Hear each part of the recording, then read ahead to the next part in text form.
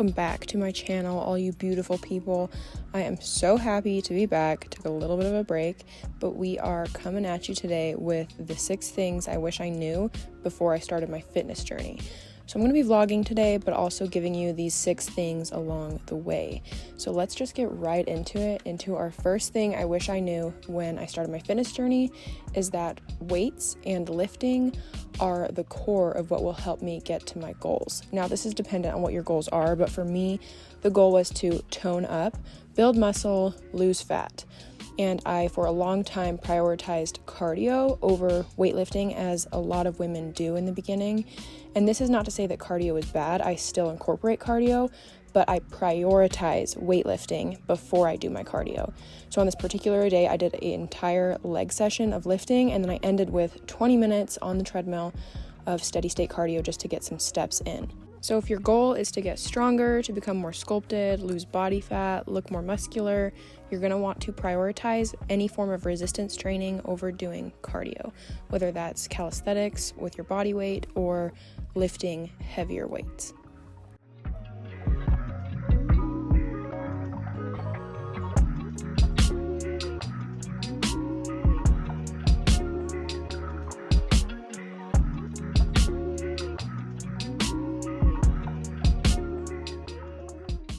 Now, the first thing brings us right into my second thing I wish I knew when I started my fitness journey, which is that form and technique when doing exercises is way more important than the amount of weight you're using.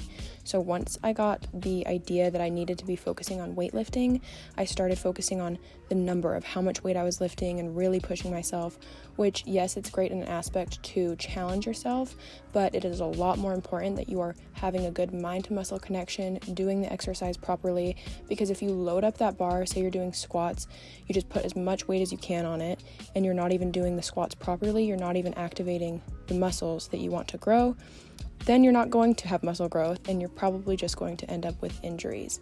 So take a step back from all your exercises if you feel like you really push your weights, and make sure you are feeling the exercises where you should be. So again, focus on your form, focus on your technique, and once you have that nailed, then you can increase your weights.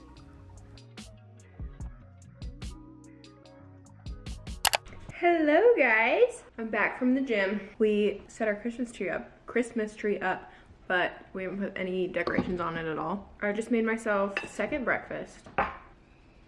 Yum! Pile of chickpeas with some seasoning, toast, hummus, microgreens, tomato, hemp hearts on top, and 3 slices of seitan bacon for some protein. The gym was great, and now I'm gonna give you tip number 3. Well, third thing I wish I knew when I started my fitness journey. That is that genetics do play a role in your results. Now, I wanna say this with a little disclaimer, because genetics are just one variable to how you look and what will happen if you are working towards your goals. And I don't say this to say you shouldn't work hard because your genetics are going to, determine things no matter what, because that's not true.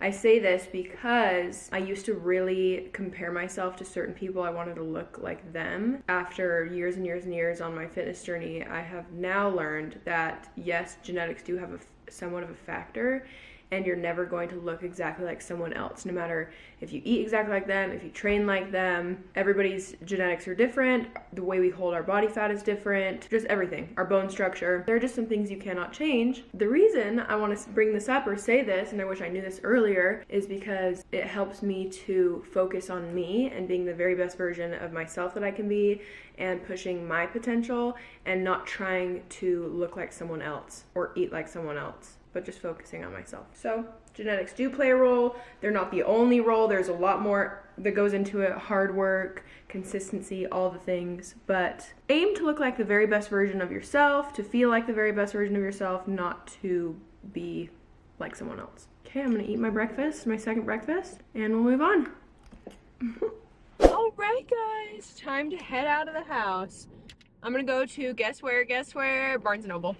It's like my home away from home, Which, speaking of, in the time period since I last saw you guys, the Barnes & Noble I normally go to, I was approached by a man, and he wanted to buy me a coffee, and I politely declined. And you might have seen this on my story. I talked about my Instagram story right after it happened.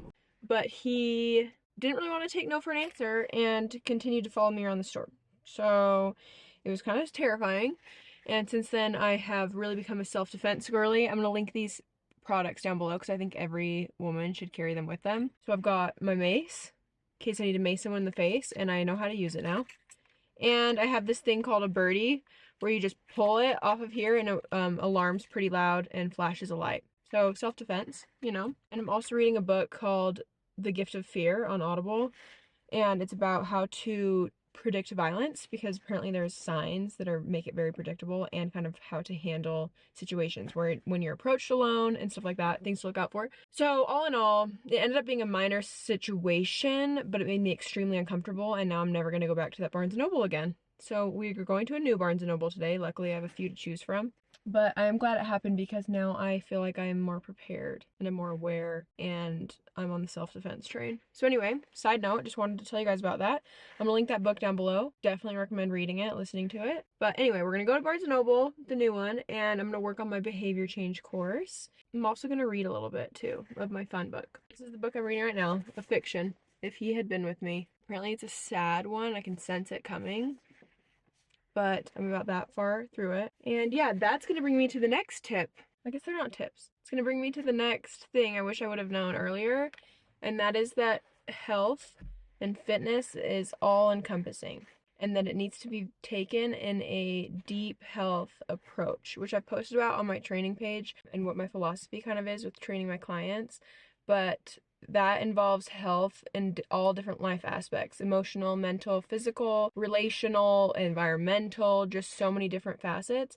And I feel like I got so early on so fixated on fitness specifically that I let go a lot of other parts of me, and I just wasn't very balanced. And then it kind of put a lot more pressure on my mental health, a lot more pressure on my emotional health. There's a quote I heard that I love to say, which is, "There is more to health than fitness." Love that so much. So it's just all about a balance with your life and your overall happiness and wellness. As you guys know, I've started reading a lot of fiction books like in the last year, and I feel like this has helped me to find a better balance with my health overall, because I love reading so much, and it's something I can do that I don't put a ton of pressure on, obviously, and there's not like an expectation. I'm just having fun and enjoying it. Kind of brainstorm in your own life where you could improve to make yourself happier and healthier overall. It's not all about the gym, all about what you're eating. It's about many other aspects of your life, and if you're feeling balanced and you're feeling fulfilled. But all that said, let's get to Barnes & Noble and start working.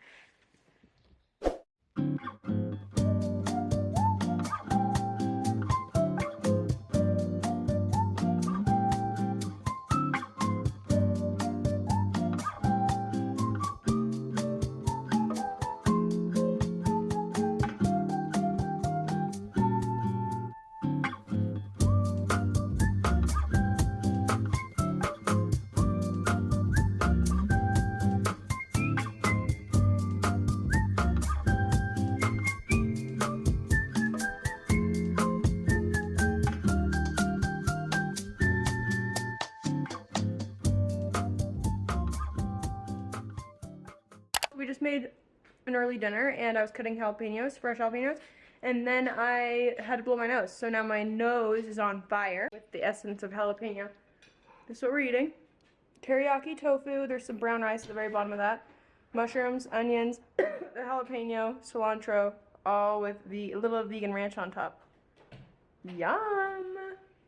But I'm gonna spend the evening with Dallin, and then we'll close out the vlog with 2 remaining things I wish I knew tomorrow. Stay tuned. I'll see you tomorrow in 5 seconds. Ready? Good morning. What a transition. It's the next day. It is currently 8:45 a.m. Slept in a little than I normally do. And we're gonna get on with the day. Last night, let me grab it. Last night I finished the book I was reading, If He Had Been With Me. It was so good. Bawled my eyes out, and my eyes were so puffy this morning. I'd rate this one a 5 stars. I would say I'm not that harsh of a critic, or I just happen to be picking books that I enjoy, because I usually rate books 4 or 5 stars. So good. So highly recommend this one. I'll link it below if you're into the sad books. I'm about to head to the gym, but I do need to eat something first. So I'm gonna figure out what we're gonna make for breakfast, and then we'll talk about our next thing I wish I knew earlier in my fitness journey. All right, I decided I felt like a smoothie, which is funny because I feel like I rarely have smoothies. So we're gonna put maybe half this banana in it, frozen blueberries, spinach of course, either hemp or chia seeds, maybe both. Oat milk, because that's the only plant milk we have right now. I usually would like to do soy to up the protein. And then I'm going to use this coconut flavored plant protein from Women's Best my sister gave me. And this is a story for another day, but I thought I'd mention it anyway. So I used to buy Women's Best somewhat frequently, and then I won a giveaway. I won a luxury vacation. This was like 2 years ago. So excited. Start messaging them. It was honestly during the end of like the COVID year. So they said to probably have to postpone it and just like wait a little bit.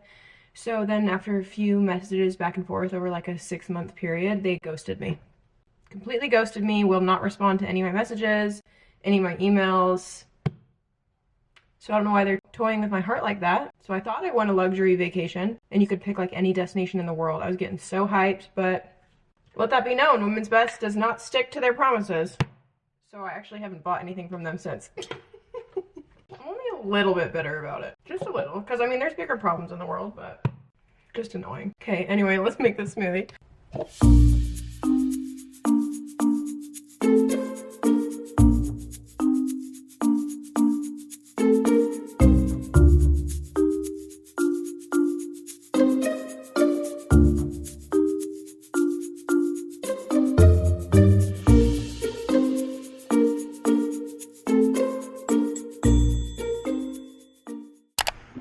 Got my smoothie. Pretty good. I feel like a smoothie is a great pre or post workout meal. All right, that's gonna bring us to our next topic of what I wish I knew. To set small, actionable, weekly or daily goals. I used to set really big goals, which are also great, but at like the beginning of a new year, say I would set a goal to get in shape, or get a bunch of subscribers on YouTube or something like that. But the problem with these goals, these bigger goals, if you just have them by themselves, is there's nothing you can measure as you're working towards that goal. They're kind of vague. So like getting in shape, that's very vague. What does that even mean to you? How are you gonna do that? And then getting a bunch of subscribers isn't exactly in your direct control. So I've learned a lot about goal setting over the years through coaching my clients and all that sort of stuff. Now I still recommend setting big goals because they give you somewhere to kind of aim. But what's more important is setting those short-term actionable goals. So now I have more specific goals of what I want to do every day or every week to eventually reach my goals. So say with YouTube, instead of measuring it by how many subscribers I have, I want to measure it by something I can control. So I'll set goals of posting to YouTube 3 times a month or once a week or whatever it is. And that's something I can measure if I did it, yes or no. And I'm in control of if I'm gonna post or not. Which eventually, if you're consistent on YouTube, your subscriber count will grow. So that's a actionable step in order to achieve the more big, vague goal that I originally had set. And then with getting in shape, building some muscle, building strength, feeling healthy, that kind of thing. And the actionable goals I set for myself, like say for today, my actionable goals is to do my workout, to drink at least 80 ounces of water. So I measure it by drinking at least 2 of my Stanley water bottles a day.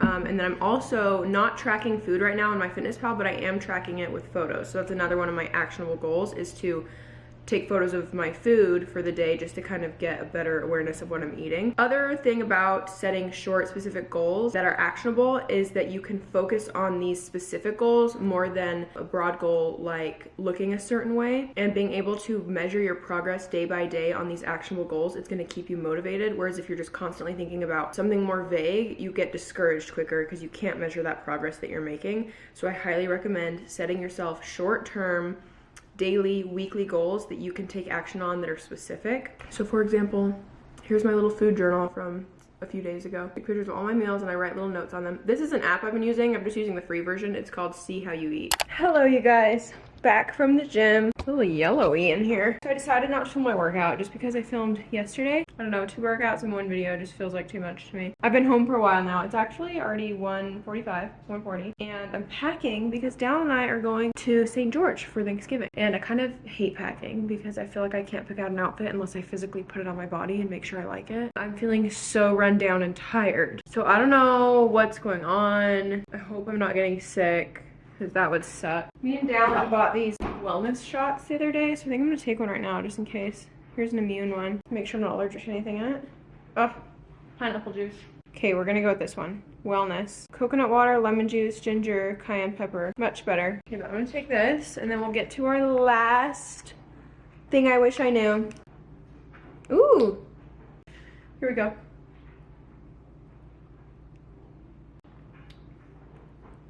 Oh! Woo! That is some strong cayenne pepper. My goodness. Oh, do one more time, one more time. I should have drank it all at once, but it's kind of a lot. Okay.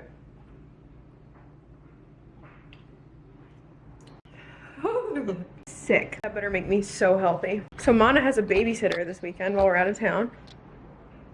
So I'm just cleaning up our space for them. But let's give you my last, what I wish I knew. My last thing I wish I knew early on in my fitness journey is how much of a priority my mental health needs to be and how much of a component mental health is in fitness, in health altogether, and how important my self-talk is. I feel like this is a process. Your self-talk, the way your brain is wired, is built from like years and years of conditioning to be that way.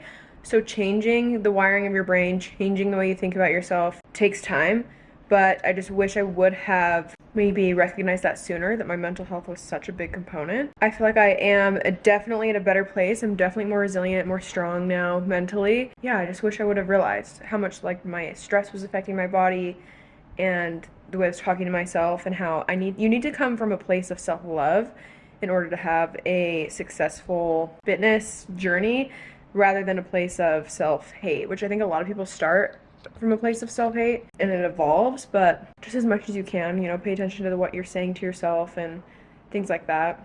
Which, one really big thing I did for my mental health was hiring a life coach. I have a life coach, her name's Lindsay, and I've worked with her for almost 3 years now. That's so crazy. I'll put her information down below if you want to check her out. She only coaches women, but she's been really great, and I feel like it's almost like a form of therapy.